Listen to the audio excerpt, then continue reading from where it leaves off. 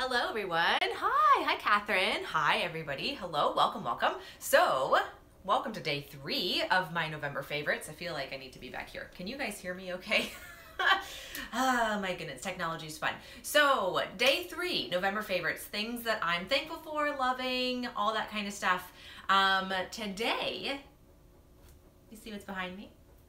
This thing. This is my favorite for today. This is the Instantpot. If you guys do not have an Instantpot, you totally need one. I have a link in the description of this video where you guys can get it. I got mine from Amazon. It was a gift actually from my in-laws, which was so nice. They got one too.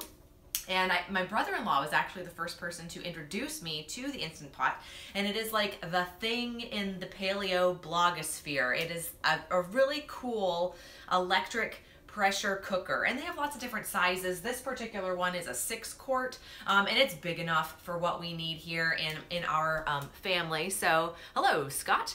Scott and my sister have one too, so there we go. It's a family affair. My parents have one as well. I really like it. You could make anything in the Instantpot that you could make in a slow cooker. Similar idea. Oh, hi Stephanie. Yeah, Stephanie has one too. I have lots of friends and family on here now. This is fantastic. So the Instantpot, great for like slow cooker meals. Really good if it's winter and you want to have something like thrown together really quickly right before dinner, or if it's summertime and you don't want to heat up your whole kitchen and like have the oven going. This is a great replacement for that. I have cooked, oh my gosh, so many different things in here. I'm going to show you how to cook a chicken today in it, a whole roast chicken, which is super easy to do. I prefer that method because then I make my own bone broth right afterward. So I just get like one little insert dirty and that's it. Like I don't have to do crazy stuff in my kitchen. Sweet potatoes, it's great for that. Hard-boiled eggs, like hard-boiled eggs in here is really good too. You can also make any kind of pot roast, soup, stews, I mean, you name it, it's fantastic. Scott's saying smoky bone chili.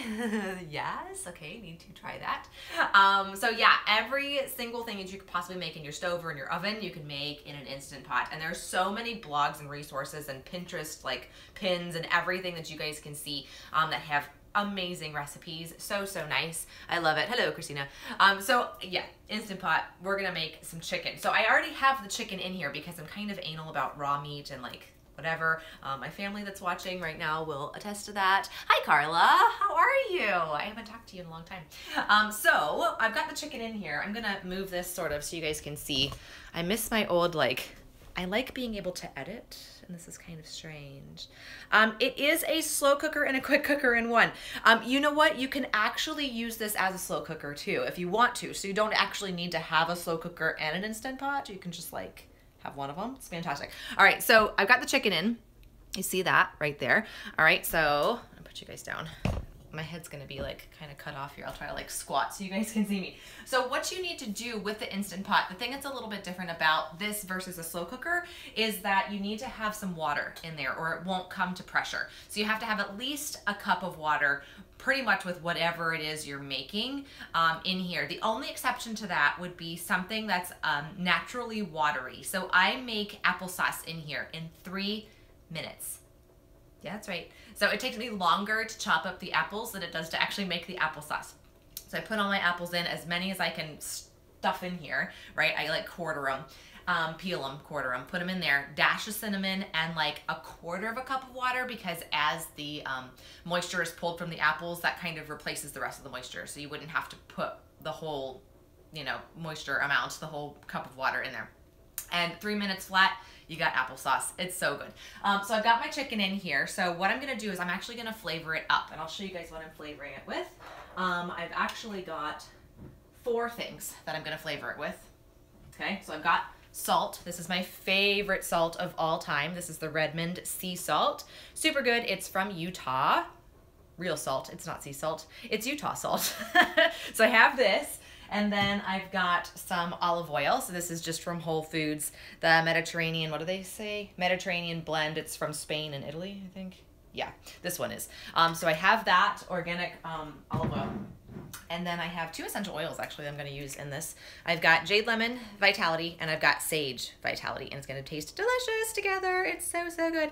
And I have my cup of water here in my Pyrex. So I got this out of my lovely Berkey water filter. So love that. So there's that.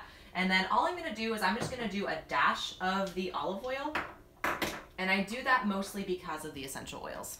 Because essential oils and water don't mix, right? Oil and water doesn't mix, but oil and essential oils and water do pretty good together. So I've got just about a tablespoon of the extra virgin olive oil. And then I'm gonna do 1 drop. I'm gonna try my best to get 1 drop. Sometimes more things happen. Yeah, the Berkey came from Stephanie. And I love it, and it's wonderful. So I'm gonna try to get 1 drop of sage in here. Sometimes 2 comes out. Oh my gosh, it smells so good. Ooh, I got 1. Oh, I love this, guys. If you are Young Living folks and you don't have Sage Vitality yet, heaven forbid, you've got to get this stuff because it is so good. I could just like sit here and smell it. Oh, it smells wonderful. All right, so then I also have Jade Lemon. So it's going to be like a lemon sage chicken. I'm just going to try to get 1 drop. These come out pretty fast, so I'll try not to. Oh, nope, got 2. Okay, well, you know. That's okay. And I'm actually going to pour this over the entire chicken that's in here. Just get it in there, and around the side. Okay, so then I'm just going to eyeball the amount of salt that I put on top of this. I don't know, just enough to cover, I would say maybe a teaspoon of salt or something like that. I don't know. And that's it. So then I just put the lid on, and I kind of like have to turn it. It makes funny noises. And you make sure that the vent in the back is to ceiling, and then the front you want to put on manual high is what I like to do. You could do the poultry, or I'm sorry, the meat stew setting.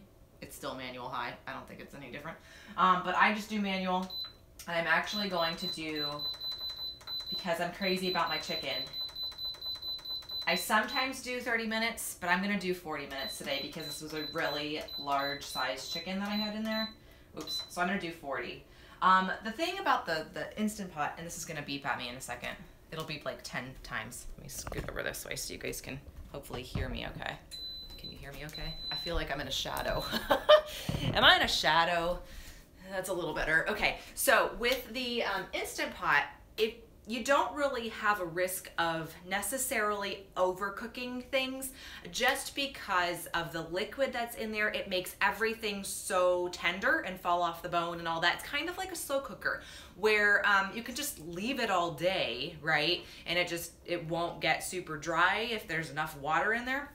So I did 40 minutes on my chicken. They recommend anywhere between 25 and 38 to 40, depending on the size of your chicken. And then of course you want to use your meat thermometer just to poke the thick part of the thigh, make sure it's done. Should read between, 165 to 180 is the general range. I opt for 180 because, cray. But so that's it. And I'm just going to let it sit there and it'll cook for 40 minutes once it comes to pressure. So there's an extra about maybe 10 minutes or so getting it up to pressure. I'm just gonna let it sit, and then if I don't come back to it immediately, it'll just stay on warm, and it'll stay on warm for up to 10 hours. So that's really a good feature too. So if you put it in the morning, you go to work, you come back, it'll just be on warm and ready for you when you're ready to eat it. So I love that feature about this Instant Pot. But the other thing too with doing the chicken in the Instant Pot is I make bone broth afterward. So what I'm gonna do once this is done, I'm already home obviously, so I'm just gonna take the chicken off the bone and then I'll put the chicken in the fridge so we can have it for dinner. I'm gonna leave the bones in there and then I'm gonna add enough water to cover the bones up with 2.5 heaping tablespoons of apple cider vinegar. And then I'm going to set it on again and I'm gonna put it on manual high for 2 hours and just let it do its thing. After it's done, I will take the bones out and put the liquid, the broth, in a big bowl on my counter, let it cool enough to put it in the fridge. I let it sit in the fridge overnight, and then that fat layer will come to the top, so I just scrape that fat layer off, and then what I do is I actually pour it into ice cube trays, the liquid into ice cube trays, and freeze them. And then after it's frozen, break them apart, put them in a Ziploc, and then I have bone broth for whenever I want to either cook with it, or make a soup with it, or just put it in a mug, or whatever. So it's just a really easy way of doing that. Like I said, with my applesauce, I make a huge batch at a time, and I do the same kind of thing with preserving the applesauce. I don't can, I don't whatever. I just make the applesauce, huge batch, let it cool, put it in ice cube trays, and then I put them in the freezer, let them freeze, break them apart, and keep them in a Ziploc. And that way I have applesauce for whenever I want to have applesauce. So I missed some of your comments, so I'm going to scroll up here and see what I missed. Nom Nom Paleo has great recipes for the Instant Pot. I totally agree. I can't add the link, but Google Paleo OMG Smoky Bacon Chili. We'll have to leave some of the spices out, but I know if it's paleo chili, it won't have beans, so that's good. How many times did you wash your chicken hands? That's my sister asking me that question. She knows me way too well. Can you let us see the face up close? Sure, absolutely. Come on over. Oh, I have to put this down. I'm so not used to filming on YouTube with my iPhone. There we go. All right, so that's what it looks like. This is the Instant Pot 6 quart. So it has lots of different settings, and this will start squealing too as it comes to pressure, so I'll try to talk quick. So it's got a soup setting, so if you're making soup, hi Francis, if you make soup, you know, you can just hit that one. Meat and stew setting, this I'm pretty sure is very similar to the manual high setting. It has a bean and chili setting as well, poultry, and then it has the slow cooker option. Sautee, I like to do this sometimes to help bring this to pressure quicker. So you can put the saute mode on, and then while you're dumping things in, it'll just kind of start to heat it up. And then you just switch it to whichever pressure that you're wanting, low or high or whatever. So this is a great way of just heating things up quickly. I've actually browned ground meat in the Instant Pot too, just with this saute mode. So it works actually really, really well for that if you don't want to just get a pot out and, you know, get it on your stove and everything. So here's the manual button that I use most often. And if you hit the manual button again, it'll go to low pressure. So it defaults to high, but if you want it on low pressure for whatever recipe you're making, I don't know, like a flan or something, I guess, you can just switch it. Your recipes that you find on the internet will totally tell you what pressure it needs to be at most of the time. I don't think I've ever seen anything on low pressure. Everything I've ever seen has been on high pressure. Okay, let me turn this way so you guys can see. So then we have adjust. So, you know, that moves these little guys here. You can up and down the pressure time by the plus and minus. Timer, so this shows you when this is on, it'll show you a little timer feature up here, so if you want to, you know, delay it or whatever. And then over here we've got rice, multigrain, porridge, which I don't use these settings because I don't eat rice, multigrains, or porridge. And then there's a steam option, yogurt, which I've never tried, and then keep warm. This keep warm button, when this is done, will light up, and then that count up timer will show you how long it's been warm. So I hope that helps. Does that answer your question? So moral of the story, moral of the story, hold on, is that this is a fantastic, oh my goodness, this is from Walmart. Yeah, you're welcome, Carla. Hold on. The joys of live broadcast. There we go. There's a face. Okay. I love this thing. I love this machine. It is amazing, and you guys should totally get one if you don't have one already. I've used it for holiday meals before. So, and I don't know if you guys saw, I got a shout out from the Fly Lady yesterday.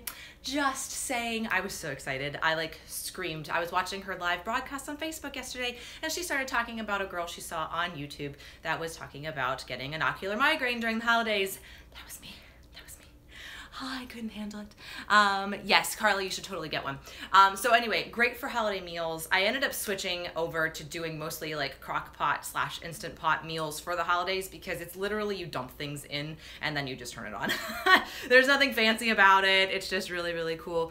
Yes, Scott, it's totally agreeing with you, Carla, that you will not regret it. So yeah, it's a fantastic little contraption, and it doesn't take up that much room. I mean, I think it's smaller than your traditional slow cooker. It's about the size of a rice cooker, if you guys know what those, that size is. And this is the 6 quart. It's totally worth getting. I totally recommend it. So yeah. So that's my favorite, number 3. And I don't remember what number 4 is tomorrow. I don't have my list in front of me. But we'll be back here for more fun favorites for the rest of the month. So be sure to check out Tim and Chloe. Their links are in the description bar below as well. They're also participating in this month of favorites, loves, things we are thankful for collab. And I hope you guys have been enjoying these so far with my live broadcast fun that we have here. So thanks for watching. I hope you guys have a wonderful rest of your Friday. Happy Friday. And I will see you all very soon. Thanks for watching. Get an Instant Pot. You'll love it. Bye.